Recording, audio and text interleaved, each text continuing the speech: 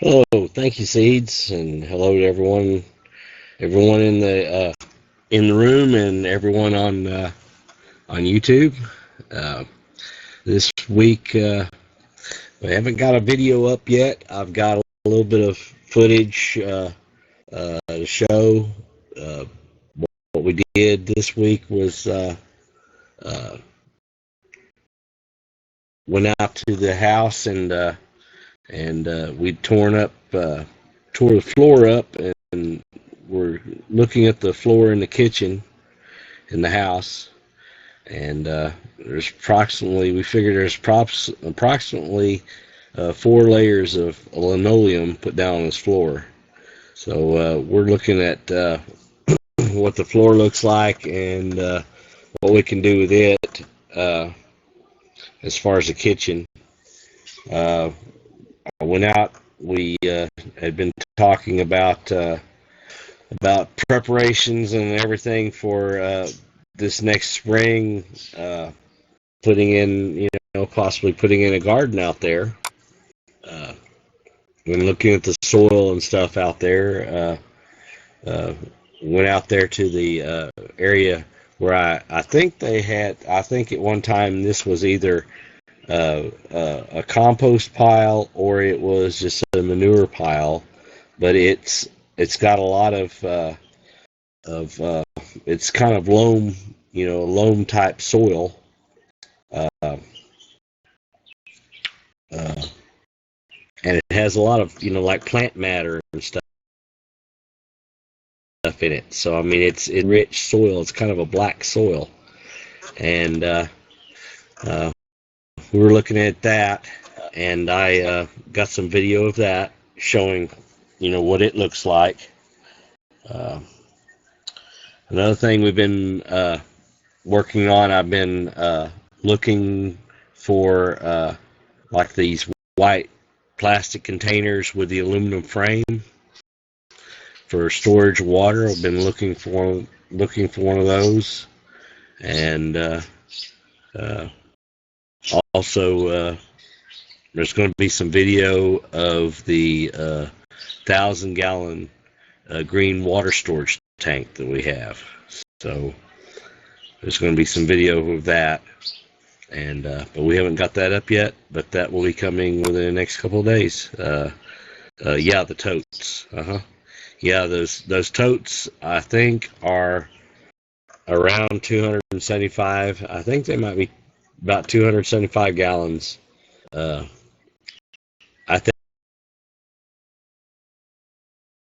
think that if I can get my like water storage and hauling water for now, as far as like drinking water and things like that. So when we get ready to put the trailer out there, we're looking at uh, what kind of water storage and being able to haul.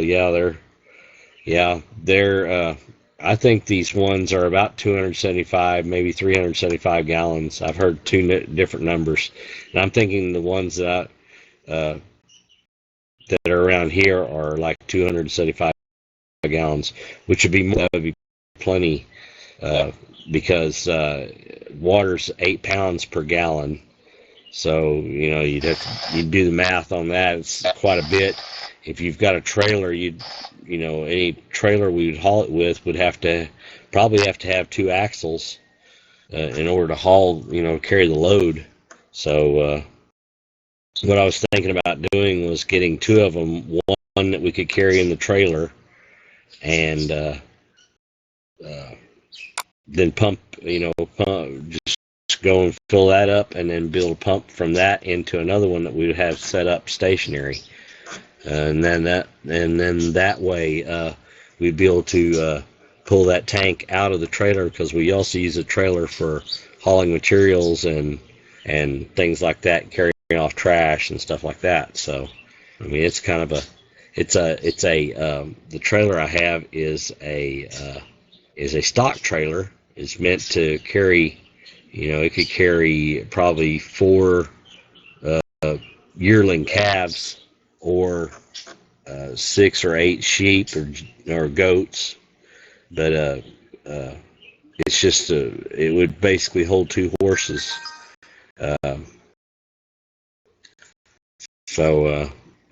But it's a dual axle, so it has heavy enough tires and everything on it that it should be able to hold the load of the water. So yeah, it's going to be 2,200 pounds at least, and I believe those tires are rated at about 1,200 pounds a piece, and there's 4 of them, so that it should be able to handle the load. Go ahead, Herb. Questions? Go ahead, Herb. Yeah, KD, a couple of them. Down in my part of the woods, we have to worry about termites and everything. Did you actually go through the house and everything and make sure all your rafters, when you're tearing the floor up and the ceiling? And did you get video up this week? I didn't get any emails on it. I was just wondering.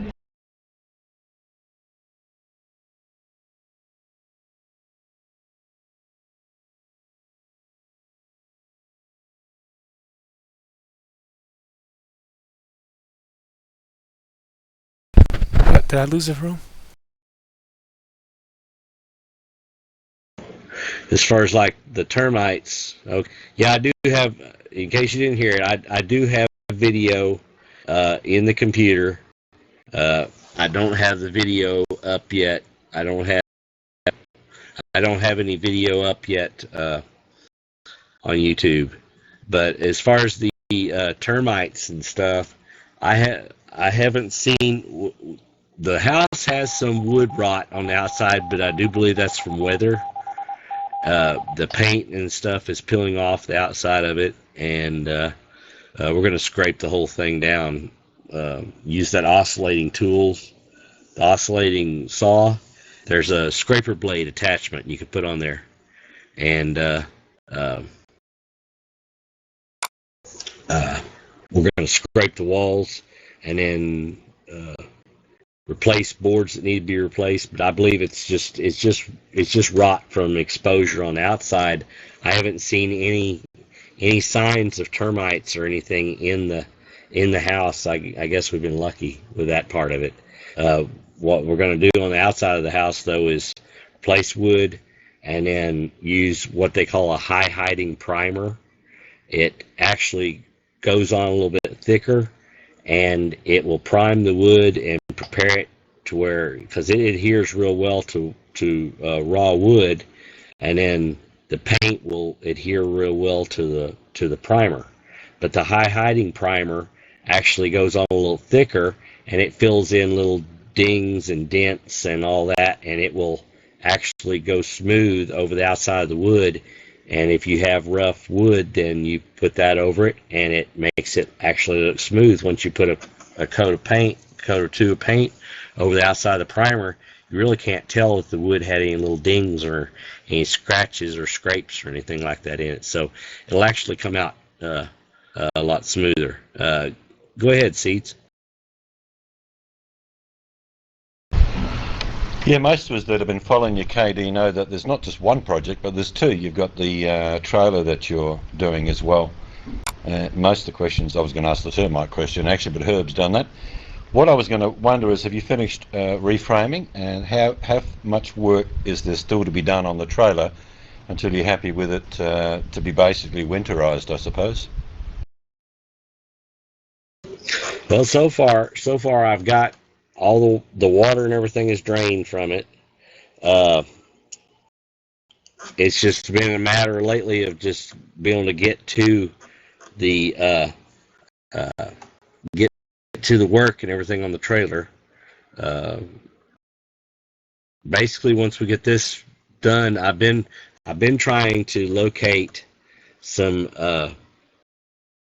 paneling to put up over that. What I'm thinking of, what I found is I found something that might work. It's like a peel and stick laminate that basically looks like wood, but it's not wood. And what I thought it kind of closely matches. The people that had owned the trailer before had used some of this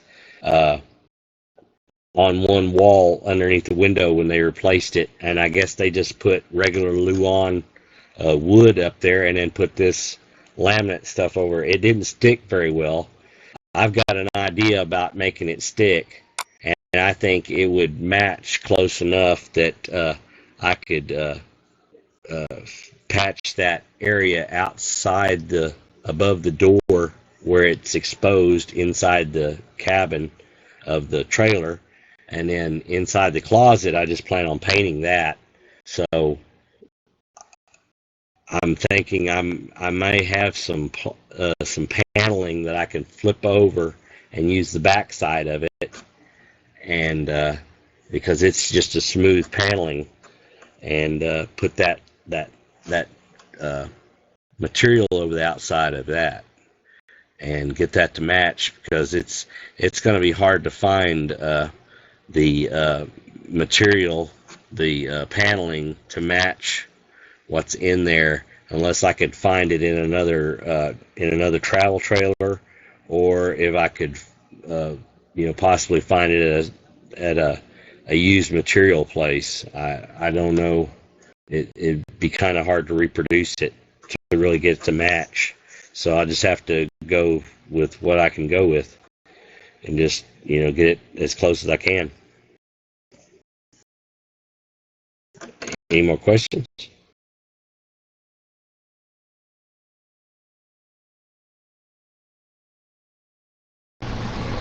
All right, if there's no more questions, I know winter's coming for you there too in Texas, KD. If you can summarise what you might be doing between now and during this colder period, and let us know what you'll be doing this week, and see what you'll be up to. If you can just let people have an idea what you can be doing this week. Okay, yeah.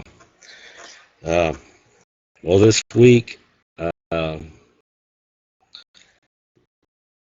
right now I've just been kind of trying to get materials together to get things done, and I've had to take care of some other things, some other projects and things. The next thing that we're going to do is probably with as mild as the winters are that we have here. I mean, it gets cold. It gets cold, and it gets it freezes and stuff here. But there's going to be times, I'm sure, that we're going to be able to go out there to the house and work out there and work inside. I also have been looking at fire, stoves. Researching what I want to do with that. And there's a possibility that we may get some kind of stove to put out there in order to be able to heat the house while we're out there working. I don't think it's going to be that bad. So far, the winter has been pretty mild, so we've been able to go out there and work, and just if anything, if we get cold enough, we'll wear a jacket or a hoodie. It's really not that bad in the house. Actually, the house, I think, is pretty well insulated. It just needs some things done to it, and as far as the wood on the outside, the wood that's out there is that's on the outside is what they call a Dutch lap. It's they call it a number 105, and it's a 5-inch pattern 105 Dutch lap, and that stuff is a little bit difficult to get. Sometimes you can find it on an older house, and you can pull it off the older house if you can find a house that can be torn down. We've got an inside wall inside the kitchen. The sheetrock is kind of pulled away from one part of the wall, so what we were thinking about doing is just taking the cabinets down off that one wall where the stove was at, taking all the sheetrock off of there, and underneath that is unexposed, it's never been outside, unexposed, unpainted, that Dutch lap siding is on the inside wall, and there's quite a bit of it there. And what we were thinking about doing is sheetrock's cheap enough that wood is expensive.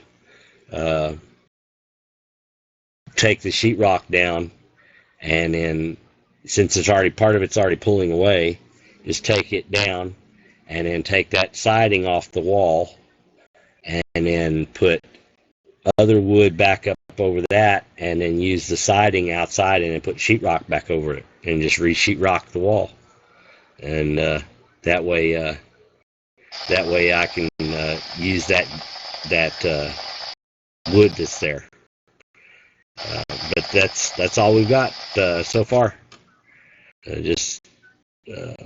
I'll have a video up within the next couple of days that will talk about this water tank and about some stuff that we've got going on. A couple of plans. I've got plans for a chicken tractor that we're going to make it out of a trampoline. I have a 12-foot trampoline that we're going to make a chicken tractor out of. And I'm hoping, once I get it all put together, that it's going to stand at least 6 foot tall where you can walk underneath it. So I'm looking forward to that. I just have to find the material and stuff for it, as far as the cage material, and decide what we're going to do with that. But I think that's going to work out. But that's all I've got. We'll be here every Monday here on Paltalk. Thanks again. Thanks to Luther. Thanks everybody. Thanks, KD. Like I say, I think out of all the three people at the moment that did the shows tonight, you've got a lot of work ahead of you. So if I can just get Herbster, KD, and Thinking Outside the Box to please put in your YouTube channels so people can have a bit of a sticky beak and see what you're up to. So if you could do that now, that way the end in the show people can actually see the links to your YouTube channels. So I want to thank Herbster, great show, and also welcome Thinking Outside the Box, doing his very first show, and I found it really intriguing. And thank you, KD. Absolutely good information in regards to how to do things can be found on all of these guys' channels. They'll put in their links now. Herbster Place, Thinking Outside the Box, and KD. So until next week, 9 p.m, Monday nights, Eastern Standard Time, USA, we'll see you again on the Off Grid Living channel.